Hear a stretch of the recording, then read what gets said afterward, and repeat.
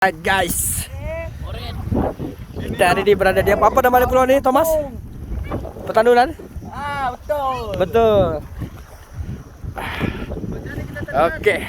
Telur. Mana telur?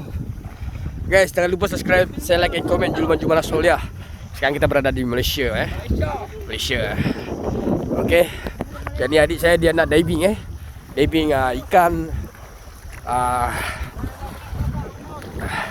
Oke, kat sana tu ada juga adik saya dengan suami dia kat ujung sana. Alright, ni adik saya juga. Oke. Ini namanya Pulau Petanunan, guys. Oke, Pulau Banggi. Ini Pulau Banggi ni memang luas lah. Oke. Ada macam-macam jenis pulau kat sini. Oke. Kalau rumah kami kat sana, sebelah ni. Kita kena naik boat lah. Naik pambut.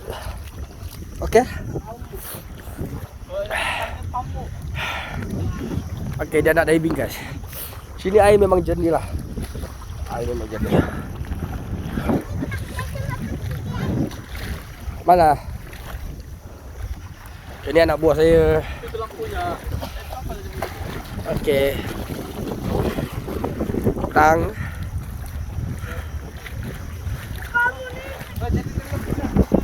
Gimana telur?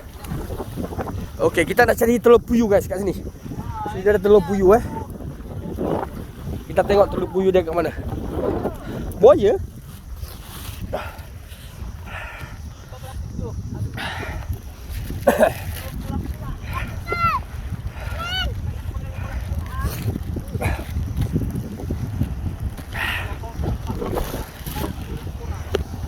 Oke, guys. Oke, nama channel saya Julman Solia. Sebab dulu saya pernah bekerja di Australia. Korang boleh tengok lah saya punya video. Oke, sekarang saya berada di kampung halaman saya, Sepenah Hari Raya. Sebenarnya saya dulu di Johor. So, saya balik kampung.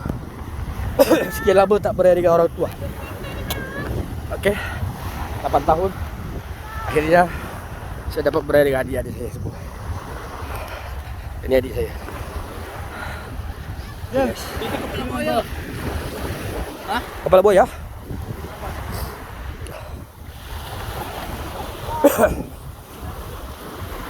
Abuk mas. Ih. Dah minum alok. Tak. Dia minum alok. Oke, kami nak pergi sana, guys. Sini ada rumah makcik.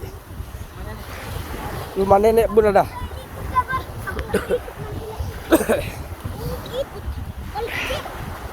Rumah arwah nenek pun ada kat sini. Kat dalam sana.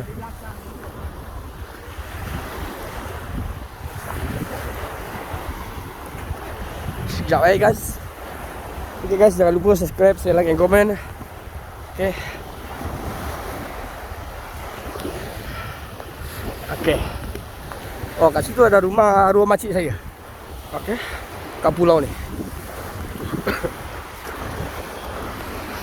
Nah, kat sana. Tapi dah tak terurus dah. Kat sana nampak tak zinc tu?